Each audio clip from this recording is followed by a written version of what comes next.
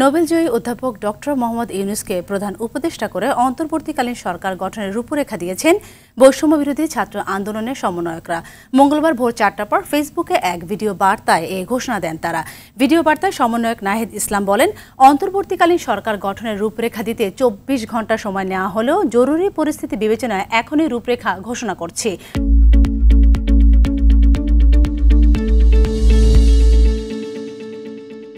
রাষ্ট্রপতির কাছে ডক্টর মোহাম্মদ ইউনূসকে প্রধান উপদেষ্টা করে অন্তর্বর্তীকালীন সরকার গঠন করার অনুরোধ জানান সমন্বয়করা।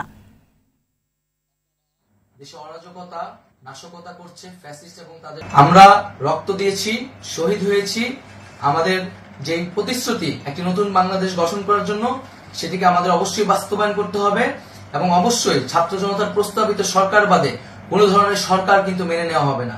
আমরা বলেছি, কোনো ধরনের সেনাশাসিত সরকার অথবা সেনা সমর্থিত সরকার অথবা এই ফ্যাসিস্টদের দোসরদের কোনো বি টিম সরকার কিন্তু আমরা মেনে নেব না। কোনো গণবিরোধী সরকারকে মেনে নেওয়া হবে না।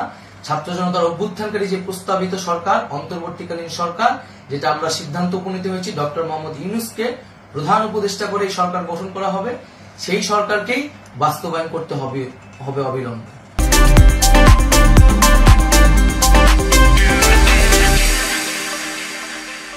আগামীকাল সকাল থেকে সকলকে আহ্বান জানাচ্ছি রাজপথে থাকার জন্য এবং আমাদের যে সাম্প্রদায়িক সম্প্রীতি এবং রাষ্ট্রীয় সম্পদ রক্ষা কমিটির ঘোষণা হয়েছে বৈষম্যবিরোধী ছাত্র আন্দোলনের নেতৃত্বে, সকল পাড়ায় পাড়ায় এলাকায় এলাকায় সেই কমিটি পাহারায় থাকবে। আমাদের সংখ্যালঘু কমিউনিটিকে আমাদের রক্ষা করতে হবে, রাষ্ট্রীয় সম্পদ এবং এই দেশকে রক্ষা করতে হবে আমাদের।